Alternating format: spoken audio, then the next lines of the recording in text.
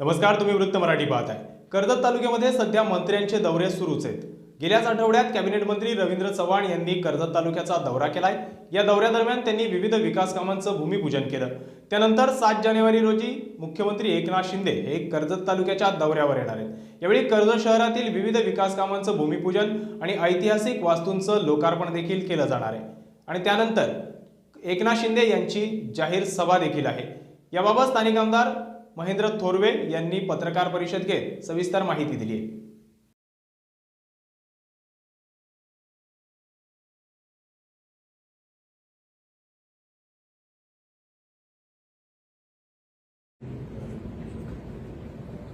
आणि त्या निमित्ताने कर्जतच्या पोलीस ग्राउंडवर एक ऐतिहासिक सभेचे रूपांतर त्या ठिकाणी होणार आहे। मी आपल्याला सर्वप्रथम या ठिकाणी या मतदारसंघातील जे ऐतिहासिक लोकार्पण सोहळा संपन्न होणार आहे त्यातील विशेष अशा कामांचं या ठिकाणी आपल्याला माहिती देणार आहे। सर्वप्रथम आपण कर्जतच्या प्रवेशद्वारावर त्या ठिकाणी आपण नव्याने उभारलेलं प्रवेशद्वार त्या ठिकाणी पाहत आहोत। त्या प्रवेशद्वाराला तीर्थरूप नानासाहेब धर्माधिकाऱ्यांचं नाव त्या ठिकाणी देण्यात आलेलं आहे। त्या प्रवेशद्वाराचं लोकार्पण सोहळा मुख्यमंत्र्यांच्या हस्ते त्या ठिकाणी होणार आहे। त्यानंतर पुढे आल्यानंतर आपण प्रति आळंदी, प्रति पंढरपूर अशा आपण 52 फूट विठ्ठलाच्या मूर्तीचा लोकार्पण सोहळा संपन्न होणार आहे। त्यानंतर आपण धर्मवीर स्वराज्य रक्षक छत्रपती संभाजी महाराज यांच्या स्मारकाचा लोकार्पण सोहळा संपन्न होणार आहे। छत्रपती शिवाजी महाराज यांच्या शिवसृष्टीचं त्या ठिकाणी लोकार्पण सोहळा संपन्न होणार आहे। आणि पोलीस ग्राउंडच्या त्या ठिकाणी आपण प्रशासकीय भवन, या प्रशासकीय भवनाचं सुद्धा लोकार्पण सोहळा त्या ठिकाणी संपन्न होणार आहे। अशा पद्धतीने हे लोकार्पण सोहळा संपन्न होत असताना या ठिकाणी भजनभूषण गजाननबुवा पाटील सभागृह, या सभागृहासाठी 30 लाखाचा निधी आपण दिलेला आहे। त्याचं भूमिपूजन त्या ठिकाणी होणार आहे।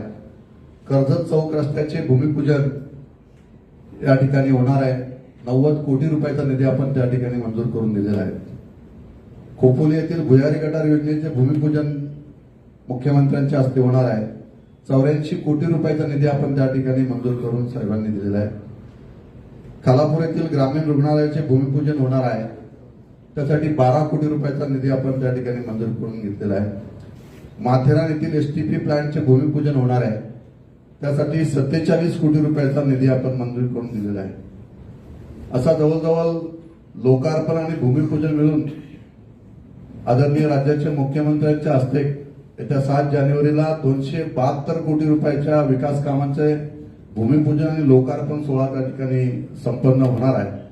आणि विशेष म्हणजे आतापर्यंत आपण या देशाला स्वातंत्र्य मिळून जवळजवळ आता 75 वर्ष पूर्ण झालेले आहेत। आणि त्यानंतर आपण किरेवली ते जुमापट्टीपर्यंतचा असणारा 12 किलोमीटरचा 12 वाड्यांना जोडणारा एकत्रपणे करणारा जो रस्ता आहे, या रस्त्याला आपण 18 कोटी रुपये त्या ठिकाणी मंजूर करून घेतलेले आहेत। त्या रस्त्यात सुद्धा एक ऐतिहासिक रस्त्याचं सुद्धा भूमिपूजन त्या ठिकाणी होणार आहे। अशा पद्धतीने आपण येत्या 7 तारखेला या सर्वच कामांचं लोकार्पण आणि भूमिपूजन सोहळा त्या ठिकाणी संपन्न होणार आहे। आणि म्हणून आपण सारेजण या ठिकाणी पत्रकार बंधू माझे उपस्थित आहेत। मला आपल्याला सगळ्या कर्जतकरांना या माध्यमातून निदर्शनात आणून द्यायचं आहे की येत्या या 4 वर्षामध्ये या मतदारसंघाचा आमदार झाल्यानंतर आपण पहिल्यांदाच समोरासमोर एकत्रपणे आज ही जाहीर पत्रकार परिषद या ठिकाणी घेतलेली आहे। 2 वर्ष आपले साऱ्यांचे कोविडमध्ये गेले आणि त्यामुळे बरीचशी बंधने आपल्या सगळ्यांनाच त्या ठिकाणी होती। परंतु जी विकास कामे आपण राज्य शासनाच्या माध्यमातून आतापर्यंत करत होतो ही आता खऱ्या अर्थाने आपल्या कर्जतकरांसमोर या ठिकाणी दिसत आहेत. संपूर्ण मतदारसंघामध्ये जी विकास कामे केलेली आहेत या विकास कामांचा आपण त्या ठिकाणी लोकार्पण सोहळा या ठिकाणी संपन्न होत असताना मला आपल्याला सांगायचं आहे की ही जी ऐतिहासिक लोकार्पण सोहळा संपन्न होणार आहे, मी यांना विकास कामे म्हणणार नाही, तर खऱ्या अर्थाने ही विकास कामे नसून हा पुढच्या पिढीपर्यंत नेणारा हा ही वास्तू म्हणजे एक वारसा आहे. आणि हा वारसा आपल्याला खऱ्या अर्थाने महाराष्ट्राच्या संस्कृतीचा, संत परंपरेचा, आपल्या विचारांचा वारसा हा युवा पिढीला आपल्याला खऱ्या अर्थाने मार्गदर्शक ठरणार आहे. आणि म्हणून अशा ऐतिहासिक लोकार्पण सोहळा त्या ठिकाणी संपन्न होणार आहे. आणि म्हणून कर्जतकरांना मी या ठिकाणी आवाहन करतोय की आपण मोठ्या संख्येने ह्या ऐतिहासिक सोहळा त्या ठिकाणी उपस्थित राहायचं आहे. आणि हा सोहळा आपण सगळ्यांनीच एकत्रपणे येऊन खऱ्या अर्थाने कर्जतकरांसंदर्भातलं, या कर्जत मतदार संदर्भातलं, मी या मतदारसंघाचा आमदार झाल्यानंतर मी सांगितलेलं होतं की मला ही मिळालेली एक संधी आहे आणि या संधीचं मी सोनं केल्याशिवाय राहणार नाही. आणि म्हणून मी एक स्वप्न पाहिलेलं होतं की या मतदारसंघाचा हा कर्जतचं पाहिलं तर हा पूर्णपणे ट्रायबल भाग, ग्रीन झोन बेल्ट आहे, कोणत्याही प्रकारची इंडस्ट्री या ठिकाणी नाहीये. तरी सुद्धा आपण पर्यटनाला आपण त्या ठिकाणी प्राधान्य देऊन कर्जतचे असणारे आपण इन्फ्रास्ट्रक्चर, रस्ते जे आपण पाहताय की रस्ते सगळे कॉन्क्रिटीकरण झाल्यामुळे कर्जतमध्ये पर्यटक सुद्धा या माध्यमातून वाढलेला आहे. आणि म्हणून कर्जतचं पाहत असणारं स्वप्न की खऱ्या अर्थाने कर्जतचं नंदनवन आपल्याला घडवायचं आहे. आणि याच दृष्टिकोनातून आपण कर्जतचा हा विकास या ठिकाणी केलेला आहे. आणि म्हणून कर्जत असेल, खोपोली असेल, माथेरान असेल, ज्या पद्धतीने 2.5 वर्षामध्ये राज्याच्या मुख्यमंत्र्यांनी मागे पडलेला महाराष्ट्र हा या 1.25 वर्षामध्ये झपाट्याने पुढे आणून 1 नंबरला देशामध्ये महाराष्ट्राचा पुढे आलेला आहे.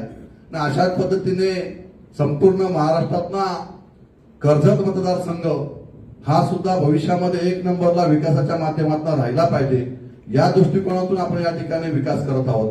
आणि म्हणून खोपोली, कर्जत, माथेरान हे खऱ्या अर्थाने ही तिन्ही शहरं ही सिंबॉलिक शहर म्हणून ओळखली जावीत, या दृष्टिकोनातून आपण या मतदारसंघाचा विकास आपण त्या ठिकाणी करत आहोत. आणि म्हणून एक स्लोगन मी जाहीरपणे सगळ्या पत्रकार बंधूंसमोर या ठिकाणी सांगतोय की चला घडूया नंदनवन, कर्जत खालापूर नंबर 1 ही संकल्पना घेऊन आम्ही संपूर्ण माझे शिवसैनिक आणि आम्ही एकत्रपणे या ठिकाणी या मतदारसंघासाठी काम करत आहोत. आणि म्हणून आपण मोठ्या संख्येने 7 जानेवारीला आदरणीय राज्याचे मुख्यमंत्री एकनाथजी शिंदे साहेब यांच्या समेत मोठ्या संख्येने आपण या ठिकाणी ज्या लोकार्पण सोहळा संपन्न होणार आहे आणि या जाहीर ऐतिहासिक सभेसाठी मोठ्या संख्येने आपण कर्जतकरांनी या ठिकाणी उपस्थित राहावं अशी आजच्या पत्रकार परिषदेच्या निमित्ताने या ठिकाणी विनंती करतो. आणि पत्रकारांना जे काही प्रश्न या ठिकाणी विचारायचे असतील ते त्यांनी विचारावे.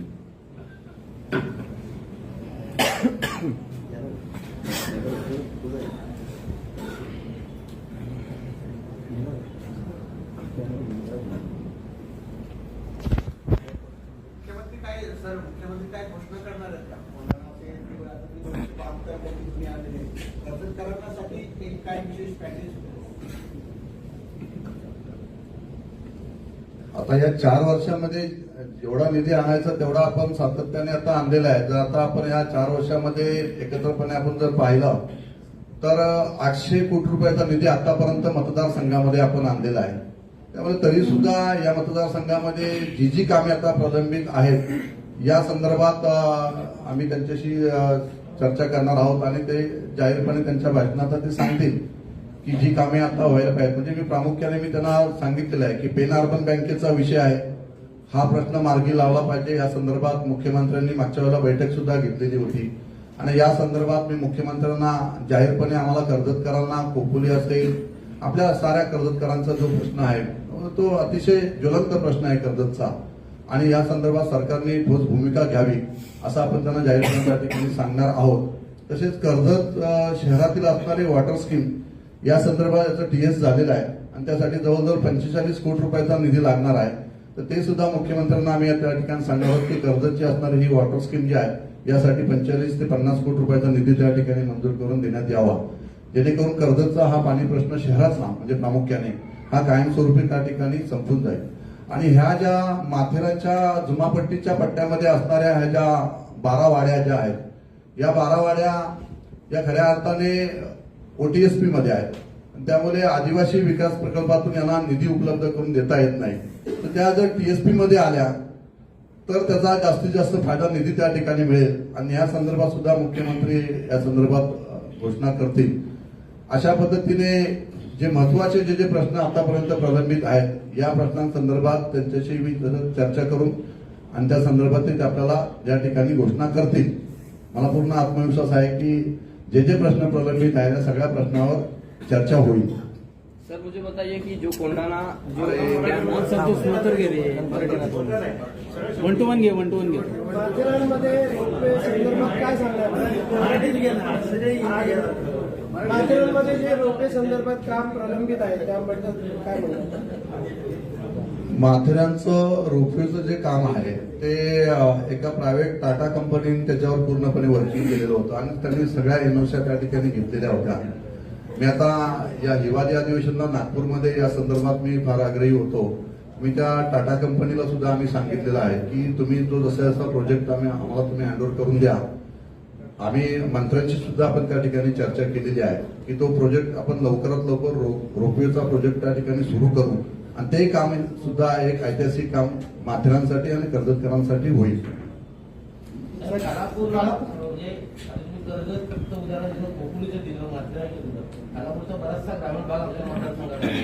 खानापूरसाठी ग्रामीण भागासाठी मुख्यमंत्र्यांना काही पॅकेज किंवा काही मोठा निधी मिळेल अशा प्रकारचे काही प्रयत्न आहेत का? तसंही खालापूरला आपण या 4 वर्षामध्ये बरीचशी कामे रस्त्यांची त्या ठिकाणी आपण पूर्णपणे केलेली आहेत. तरी सुद्धा आता आपण खालापूर MIDC मध्ये नव्याने MIDC त्या ठिकाणी व्हावी म्हणून आपण त्या ठिकाणी असणारी जी करिवली असेल, नंदनपाडा असेल, गोरटन असेल या साईडची जवळजवळ 1200 एकर जागा आपण त्या ठिकाणी नव्याने MIDC त्या ठिकाणी करावी आणि या संदर्भात त्या ठिकाणी आपण तसं सांगितलेलं आहे आणि या संदर्भात सुद्धा फायनल चर्चा झालेली आहे. तर तो एक प्रोजेक्ट ग्रामीण भागामध्ये त्या ठिकाणी झाला तर आपल्या दोन्ही तालुक्यातील असणारी जी बेरोजगारीचा जो प्रश्न आहे किंवा आता बऱ्याचशा कंपन्या या मागच्या 10 वर्षामध्ये बंद पडलेल्या होत्या आणि त्यामुळे बेरोजगारीचं प्रमाण वाढत चाललेलं होतं. तर ते 1200 एकरमध्ये नव्याने इंडस्ट्री त्या ठिकाणी उभी राहिली MIDC तर आपल्याला बेरोजगारीचा प्रश्न हा कायमस्वरूपी संपेल आणि या दृष्टिकोनातून सुद्धा आपण त्या ठिकाणी प्रयत्न करणार आहोत. सर खालापूरचं प्यायचं पाणी आहे प्रलंबित तालुक्याच्या ठिकाणी अद्याप ऐतिहासिक आहे की अद्याप प्यायला पाणी नाही. खालापूरची सुद्धा आपण वॉटर स्कीम त्याचा TS झालेला आहे आणि त्या खालापूर शहराच्या वॉटर स्कीमसाठी 40 कोटी रुपयाचा निधी माझ्या मते ह्या महिन्याभरातच तो मंजूर होणार आहे आणि ते काम सुद्धा आपण पूर्ण करणार आहोत आणि त्या कामासंदर्भात आम्ही बराचसा पाठपुरावा आम्ही केलेला आहे. पण लवकरात लवकर खालापूर नगरपंचायतची वॉटर स्कीमची घोषणा ही केली जाईल आणि त्या संदर्भात निधी सुद्धा उपलब्ध करून दिला जाईल. आणि साहेब त्या ठाणे नवे ढेकू MIDC मधून जो रस्ता जाणार आहे ठाणे नवे ते ढेकू या ढेकूची अत्यंत खूप दयनीय अवस्था झालेली आहे. त्या विभागामध्ये आपण निधी देऊन आपण रस्ता करून घेणार आहात कसं आहे? त्या रस्त्याचं काम सुरू आहे. कॉन्ट्रॅक्टरला तशा आपण सूचना केलेल्या आहेत की बाबा तू हे काम लवकरात लवकर पूर्ण नाही केलं तर आपण त्या कॉन्ट्रॅक्टरला ब्लॅकलिस्ट करणार आहोत असं त्याला लास्ट वॉर्निंग त्या ठिकाणी दिलेली आहे आणि ते होईल काम पूर्ण असा आत्मविश्वास आहे. सर आता आपण सांगितलं की मुख्यमंत्री नामचा धर्माधिकारी असेल प्रति आनंदी असेल कर्जतमधला एक महत्वाचा मुद्दा असा आहे की डॉक्टर बाबासाहेब आंबेडकर भवनासाठी जागा सर्व असून मंजुरी असून त्या आंबेडकरी जनता इथे नाराज आहे. कर्जत शहरामध्ये आपण जो विकास आता आपण ऐतिहासिक या ठिकाणी केलेला आहे या संदर्भात डॉक्टर बाबासाहेब आंबेडकरांच्या स्मारकासंदर्भातला जो विषय आहे त्या जागेचा प्रलंबित थोडासा त्या ठिकाणी वाद आहे परंतु तोही प्रश्न आपण लवकरात लवकर मार्गी लावून त्या ठिकाणी आपण डॉक्टर बाबासाहेब भवन उभं करणार आहोत आणि त्यासाठी 5 कोटी रुपयाचा निधी राज्य शासनाकडून आपण मंजूर करून त्या ठिकाणी त्याचं सुद्धा लवकरात लवकर भूमिपूजन होईल आणि ती ही वास्तू जशा ह्या वास्तू ऐतिहासिक उभ्या राहिलेल्या आहेत तसं डॉक्टर बाबासाहेब आंबेडकरांचं भवन कर्जतमध्ये लवकरात लवकर होईल या संदर्भात सुद्धा आम्ही त्याचा पाठपुरावा करत आहोत. काढायची केली किंवा आणखी कामं दिसत आहेत वरती, जसं तुम्ही रस्त्याचा उल्लेख केला, तसं काही खोपोलीला भविष्यात होणार आहे का? किंवा आता तुम्ही कामामध्ये राहिले तर खोपोली सुद्धा तशा प्रकारचा न्याय मिळावा अशी खोपोलीकरांची वतीने विनंती आहे. बरेचसं कर्जत तालुक्यातच येते, तसं खोपोली खालापूरमध्ये पण यावं. सर्वप्रथम मी खोपोली शहराच्या विकासाला सुरुवात केलेली आहे, कर्जतच्याही अगोदर. डॉक्टर बाबासाहेब आंबेडकरांच्या आपण सुशोभीकरणासाठी 50 कोटी लाख रुपयाचा निधी आपण सुरुवातीला मंजूर करून दिला. छत्रपती शिवाजी महाराजांच्या स्मारकाच्या तिथे सुद्धा आपण त्या ठिकाणी सुद्धा 2.5 कोटी रुपयाचा निधी आपण त्या ठिकाणी मंजूर करून दिलेला आहे. आणि जी आता तुम्ही पाहताय की खोपोली शहरामध्ये सर्वात जास्त निधी हा खोपोली शहरामध्ये आतापर्यंत आलेला आहे. जवळजवळ ही 84 कोटी रुपयाच्या आपण भुयारी गटार योजना आणि बाकी जी आता विकास कामे रस्ते असतील सगळ्या गोष्टीसाठी त्या ठिकाणी मोठा निधी आपण खोपोली शहरासाठी त्या ठिकाणी उपलब्ध करून दिलेला आहे. आणि ग्रामीणमध्ये सुद्धा आता आपण बरीचशी कामे खोपोली खालापूर ग्रामीणमध्ये त्या ठिकाणी घेतलेली आहेत. त्यामुळे कर्जत असं काय हे नाहीये, फक्त ही कामे सगळी जी आहेत ती सगळीकडे आपण बॅलन्स ठेवण्याचा प्रयत्न त्या ठिकाणी केलेला आहे. आणि म्हणून कर्जतची ही जी ऐतिहासिक कामं यांचा लोकार्पण सोहळा या ठिकाणी संपन्न होत आहे. तर ती जी कामं आहेत त्या कामांचा लोकार्पण सोहळा झालेला आहे, आपण तो सर्वांनी त्या ठिकाणी पाहिलेला आहे. नेरळ व्यापारी संकुल जे आहे त्याचं अद्यापपर्यंत वाटप झालेलं नाही, काय सांगाल आपण त्यामध्ये? नेरळचं असणारं व्यापारी संकुलन त्याचं परवा जिल्हा परिषद शिवोलीची माझी चर्चा झालेली आहे. लवकरात लवकर त्याचं टेंडर त्या ठिकाणी होईल आणि ते सगळ्या व्यापाऱ्यांना आपल्याला त्या पद्धतीने ते शॉपिंग त्या ठिकाणी दिलं जाईल. सर, कर्जत रेल्वे स्टेशनला मुंबई पुण्याकडे जाणाऱ्या ट्रेन ह्या थांबत नाहीत, लोकांची गैरसोय होते, यामध्ये आपण काही प्रयत्न कराल का, काय सांगाल? हा तर सेंट्रलचा विषय आहे. तसं खासदारांशी आम्ही वेळोवेळी त्या संदर्भात रेल्वे संदर्भात ज्या ज्या तक्रारी येत असतात त्या खासदारांनाच आम्ही त्या ठिकाणी सांगत असतो. परंतु रेल्वे DRMC सुद्धा मी सुद्धा मागच्या वेळेला त्यांची भेट घेतलेली होती आणि ज्या ज्या कर्जतच्या समस्या असतात या संदर्भात मी सुद्धा त्याचा पाठपुरावा करत असतो. आता पुन्हा एकदा आपले खासदार साहेब श्रीरंगप्पा बारणे साहेब आणि मी स्वतः आम्ही रेल्वे DRMC चर्चा करून तो प्रश्न आहे तो मार्गी लावू. साहेब, एक खोपोलीच्या अनुषंगाने एक प्रश्न असा आहे, कर्जत भिसेगावला जोडणारा जो भुयारी मार्ग आहे त्याविषयी काहीतरी ठोस माहिती जनतेला तुम्ही द्या. कर्जत ते भिसेगाव हा भुयारी मार्ग जो आहे तो सुद्धा आपण त्याला मंजुरी दिलेली आहे आणि आता लवकरात लवकर त्याचं टेंडरला ते येईल आणि तो मार्ग आपण लवकरात लवकर त्या ठिकाणी करणार आहोत. आणि त्या मार्गाला ज्या पद्धतीने कर्जत नगर परिषदेच्या वतीने त्या ठिकाणी कैलासवासी अनंत काका जोशी यांचं नाव सुद्धा आपण त्या ठिकाणी देणार आहोत. आणि त्यामुळे तो माझ्या मते महिनाभरामध्ये तो प्रश्न सुद्धा मार्गी लागेल आणि ते काम लवकरात लवकर सुरू होईल. आणि ते नक्कीच आपण ते सुद्धा काम कर्जत शहराच्या किंवा आपण जो आता विकास आपण कर्जतमध्ये करतोय की कर्जतच्या नैसर्गिक सौंदर्यामध्ये भर पडणारी ही ऐतिहासिक कामे आहेत. आणि म्हणून ते भुयारी मार्ग सुद्धा एक ऐतिहासिक काम आहे आणि ते काम सुद्धा आपण लवकरात लवकर आपण त्या ठिकाणी चालू करणार आहोत. साहेब, 4.5 वर्षामध्ये अनेक प्रवेश इथं पाहिले, अनेक कार्यक्रमांमधून पाहिले, मुख्यमंत्री येत आहेत. काही विशेष नावं आहेत का प्रवेशाच्यावर? चर्चा बरीच आहे, काय सांगा? खरं तर कर्जत पोलीस ग्राउंडवरची होणारी जी सभा जी आहे हा ऐतिहासिक लोकार्पण सोहळा संपन्न झाल्यानंतर त्या ठिकाणी जी सभा होणार आहे ती कर्जतचं पोलीस ग्राउंड हे आतापर्यंत आपल्याला सगळ्यांना कल्पना आहे का ते एक या मतदारसंघाचं राजकीय व्यासपीठ आहे. आणि म्हणून कर्जतच्या पोलीस ग्राउंडवर आतापर्यंत अनेक अभूतपूर्व सभा झालेल्या आहेत. परंतु येत्या 7 तारखेची कर्जतच्या पोलीस ग्राउंडवर होणारी सभा जी आहे ही सभा न भूतो न भविष्यती अशी सभा कर्जतच्या पोलीस ग्राउंडवर होईल याचा मला पूर्णपणे आत्मविश्वास आहे. आणि त्यामुळे त्या सभेच्या टायमामध्ये कदाचित त्या ठिकाणी वेळ मिळणार नाही, कारण आपण त्या सभेला जे आमचे वारकरी संप्रदायाचे असणारे कर्जत असेल खालापूर असेल जे संत सज्जन आहेत ज्यांनी आतापर्यंत वारकरी संप्रदायाचा संपूर्ण प्रचार प्रसार केलेला आहे या साऱ्यांना आपण त्या ठिकाणी सन्मानित करणार आहोत. आणि त्यांच्या प्रत्येक धर्मशाळेला आमदार महेंद्र थोरवे फाउंडेशनच्या माध्यमातून जवळजवळ 11 धर्मशाळा आहेत किंवा 11 ज्या दिंड्या जाणाऱ्या आहेत प्रमुख मग ते राणे महाराजांची दिंडी असेल, रामदास महाराजांची असेल, लांबे महाराजांची असेल, मांडे महाराजांची असेल,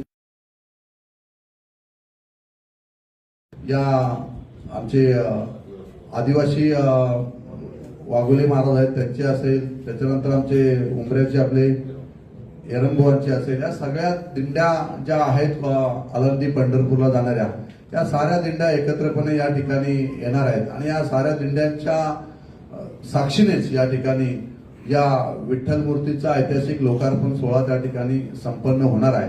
आणि म्हणून आमदार महेंद्र थोरे फाउंडेशनच्या माध्यमातून जवळजवळ 32 लाख रुपयाचा निधी आपण त्यांना चेक स्वरूपामध्ये प्रत्येकाला त्या ठिकाणी त्या प्रत्येक धर्मशाळेला मदत म्हणून आपण त्या ठिकाणी देणार आहोत.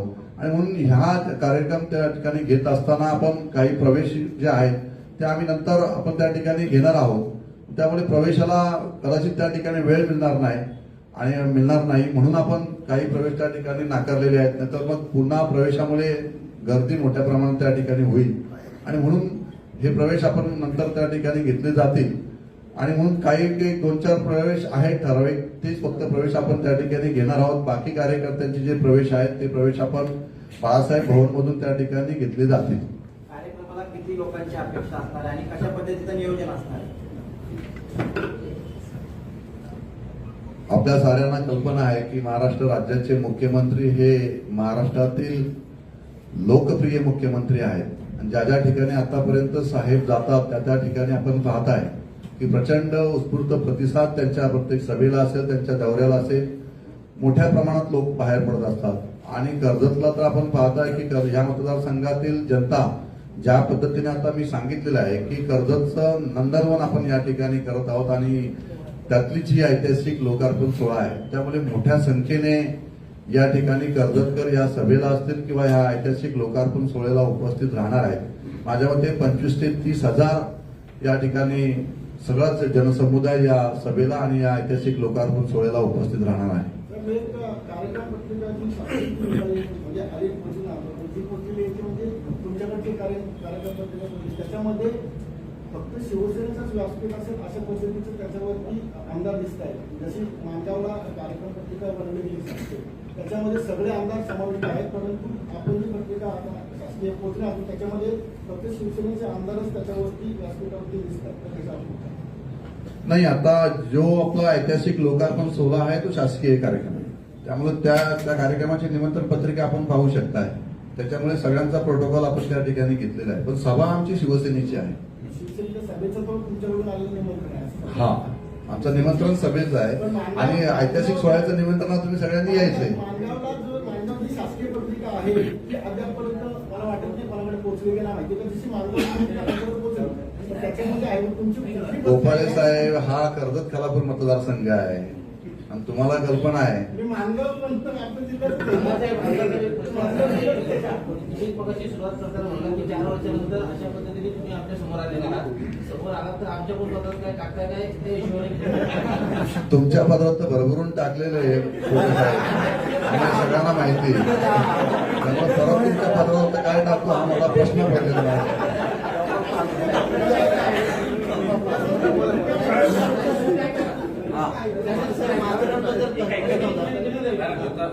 प्रश्न असा आहे, इतका मोठा निधी कर्जत खालापूरमध्ये तुम्ही आणलाय, कोकणीला मोठ्या प्रमाणात पत्रकारांची संख्या आहे, पत्रकारांसाठी धोरण व्हावं आणि ते तुमच्या माध्यमात व्हावं असा प्रश्न आहे. तुम्ही त्यासाठी प्रयत्न करावे.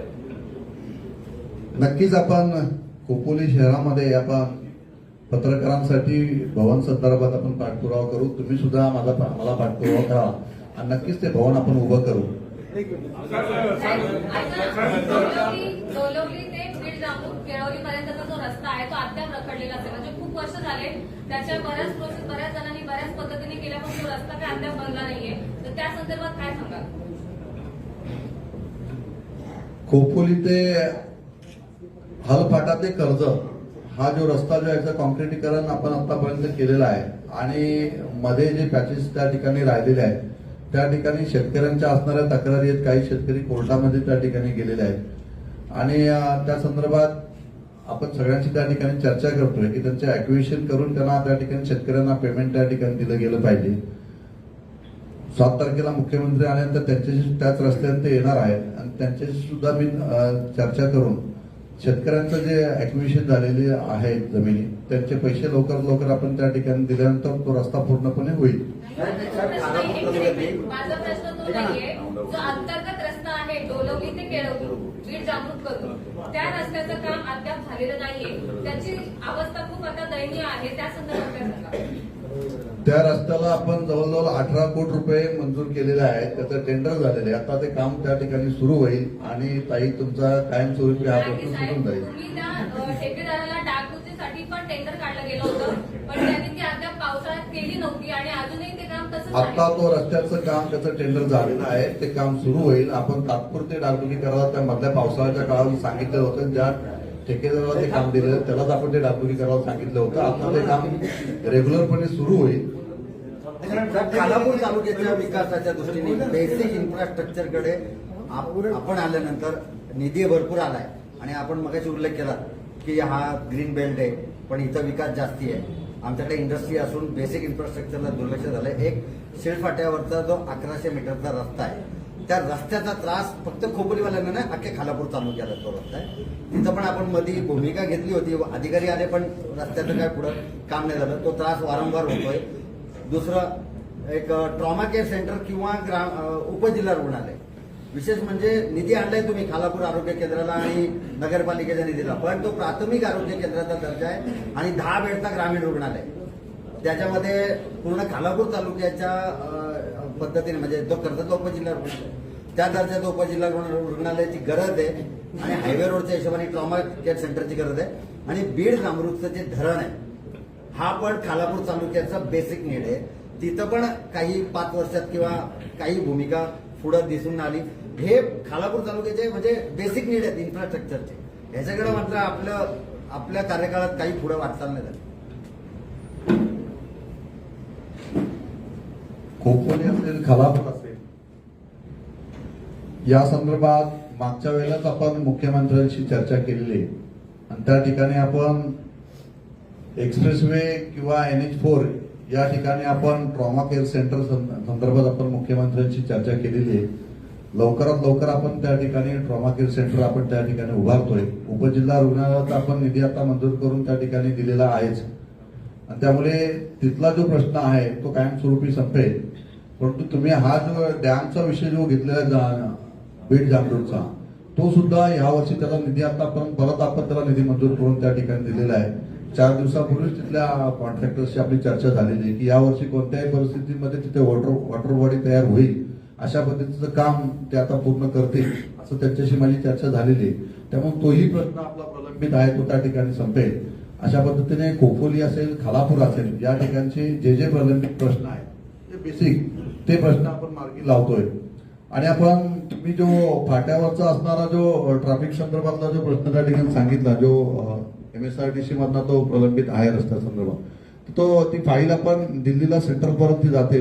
खासदार साहेब पण त्याचा प्रयत्न करतायत. मीही स्वतः पाठपुरावा त्या ठिकाणी करतोय. ते आता अप्रुव्हल लवकर त्या ठिकाणी येईल आणि त्याचं वायडिंग त्या ठिकाणी आपण ते पूर्णपणे करून घेऊ आणि ते काम आपल्याला संपवायचं आहे कोणत्याही परिस्थितीमध्ये. आम्ही सुद्धा त्याचा पाठपुरावा त्या ठिकाणी करत आहोत. परंतु प्रोसेस सेंट्रल पर्यंत असल्यामुळे त्याला वेळ लागतोय आणि म्हणून ते काम तरी ते ह्या मार्च पर्यंत ते होईल पूर्ण असं मला वाटतंय. अरे आता तुझे झाले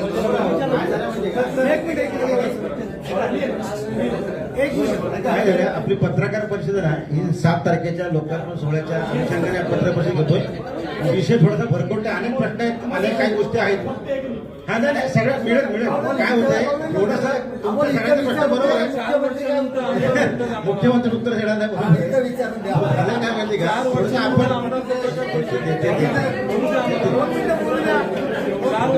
पुढच्या कालखंडामध्ये एक मिनिट पुढच्या कालखंडामध्ये मतदारसंघामधील असणारे सगळ्या विकास कामांच्या संदर्भामध्ये आपण पुन्हा सविस्तर त्याच्यावरती प्रत्येकाला संधी मिळेल आणि स्वतंत्र पत्रकार परिषद घेऊन 4 वर्षानंतर शेवटचं घ्या.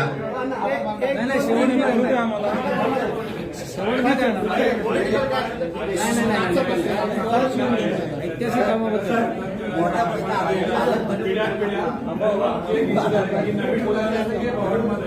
जेवढे आज 35-40 पत्रकार आहेत तर आम्हाला पत्रकारांना ही थोडीशी जागा देणार का? प्रशासकीय भवनमध्ये आपल्याला जागा देता येणार नाहीये, परंतु आपण पत्रकारांसाठी कर्जतला पण एखादं भवन त्या ठिकाणी उभारू. परंतु जिथे शासकीय जिथे काम चालू आहे त्या ठिकाणी परत त्या ठिकाणी गोंधळ नको व्हायला.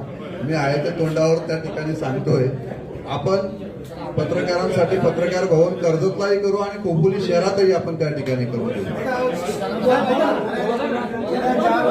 गेल्या 4 वर्षात आपण 272 कोटीची कामं आणलीत. 4 वर्षात 272 कोटीचं नाही, 800 कोटीची कामं 4 वर्षात आणलेली आहेत. उद्याचं होणारा लोकार्पण 7 तारखेला आणि भूमिपूजन जे आहे 7 तारखेला 272 कोटीचं लोकार्पण आणि भूमिपूजन होणार आहे.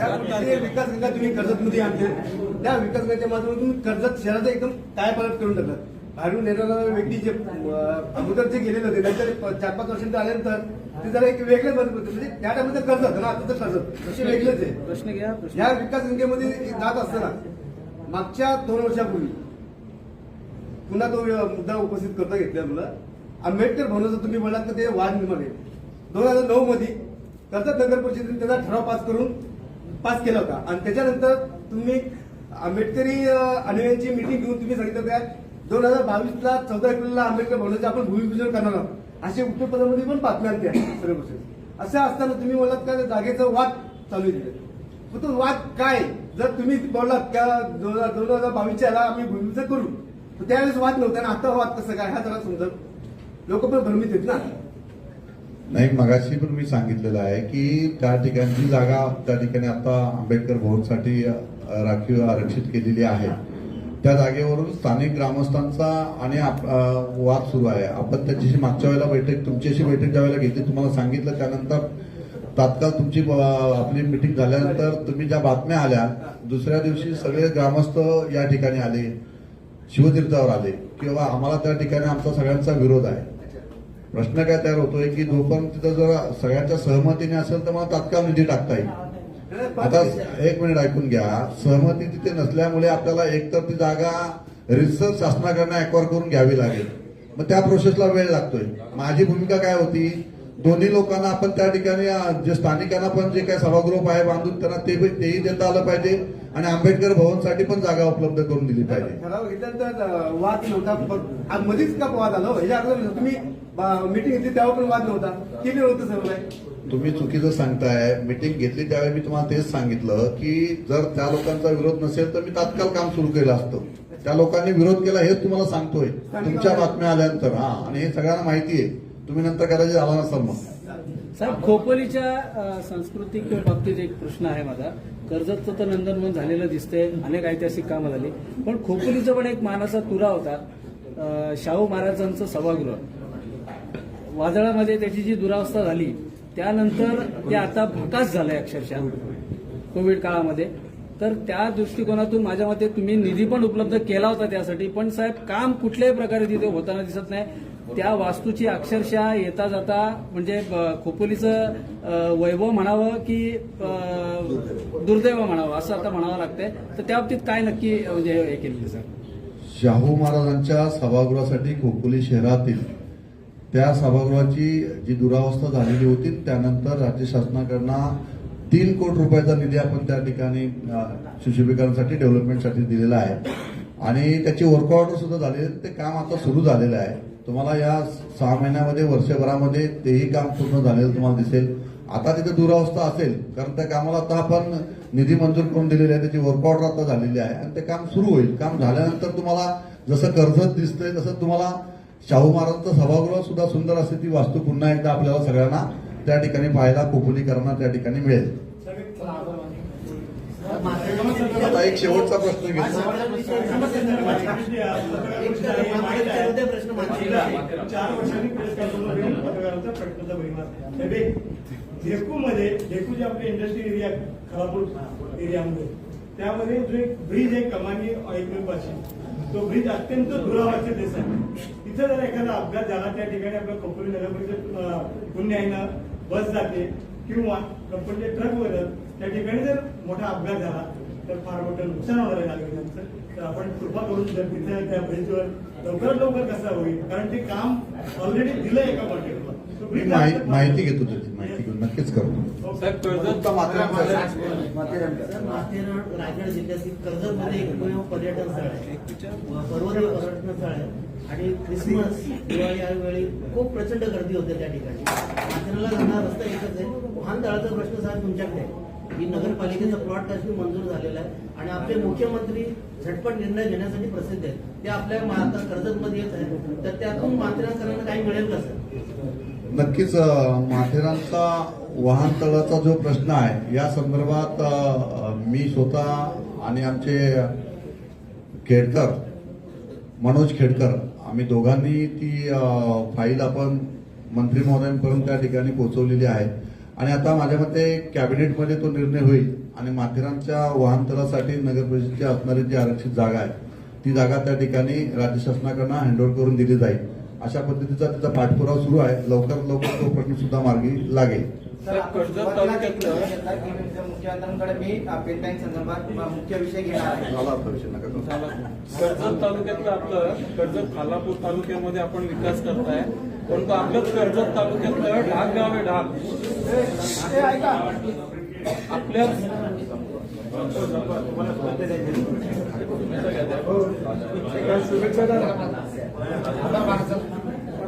चला ठीक आहे. प्रश्न घेऊ द्या ना. आपल्याच कर्जत तालुक्यामधलं ढाक गाव आहे. आपण कर्जत खालापूरमध्ये विकासाची गंगा आणली, तर त्या गावात स्वातंत्र्याच्या 75 वर्षापण नंतर पण लाईट नाही, त्यानंतर रस्ता नाही.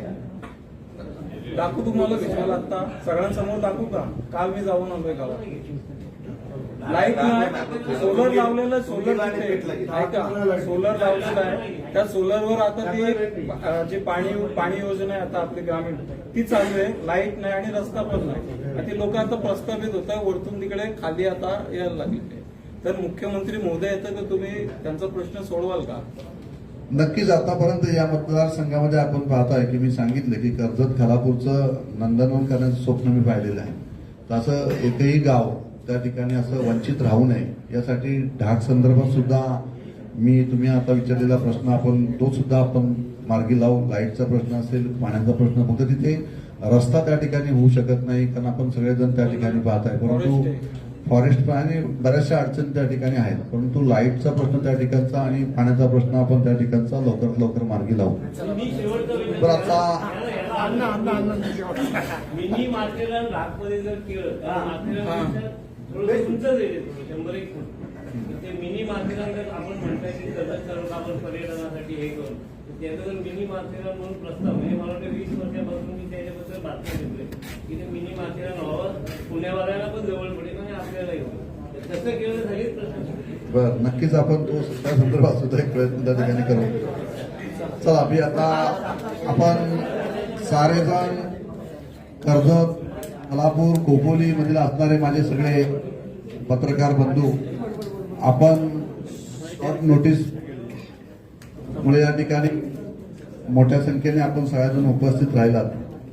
आज 6 जानेवारी आहे, सॉरी उद्या आज 5 जानेवारी, उद्या 6 जानेवारी.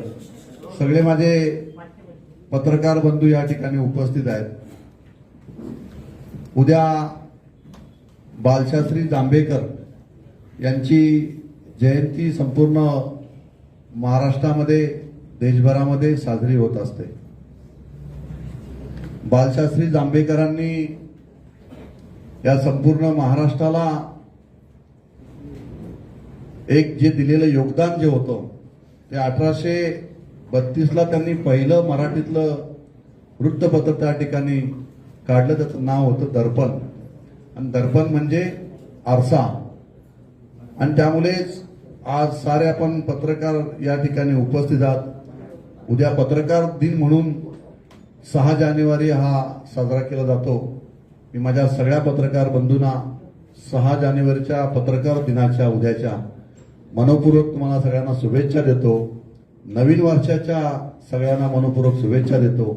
आणि त्या 7 जानेवारीला आदरणीय राज्याचे मुख्यमंत्री येत आहेत. आपण साऱ्यांनी मोठ्या संख्येने त्या ठिकाणी उपस्थित राहायचं आहे. पत्रकारांनी सुद्धा साऱ्यांनी त्या ठिकाणी सहकार्य करायचं आहे. आणि यानंतर आपण सारेजण एकत्रपणे येऊया. उद्या मीनाताई ठाकरे यांचा सुद्धा स्मृतिदिन आहे आणि त्यानिमित्ताने बाळासाहेब भवन या ठिकाणी सुद्धा आम्ही त्यानिमित्ताने आमचे कार्यक्रम या ठिकाणी होत आहेत. खोपोली शहरामध्ये कार्यक्रम होत असतात. त्यामुळे आपण सगळ्यांना आपण या निमित्ताने उद्याच्या पत्रकार दिनाच्या मनपूर्वक सगळ्यांना शुभेच्छा देतो. आणि आजची पत्रकार परिषद या ठिकाणी संपली असं जाहीर करतो.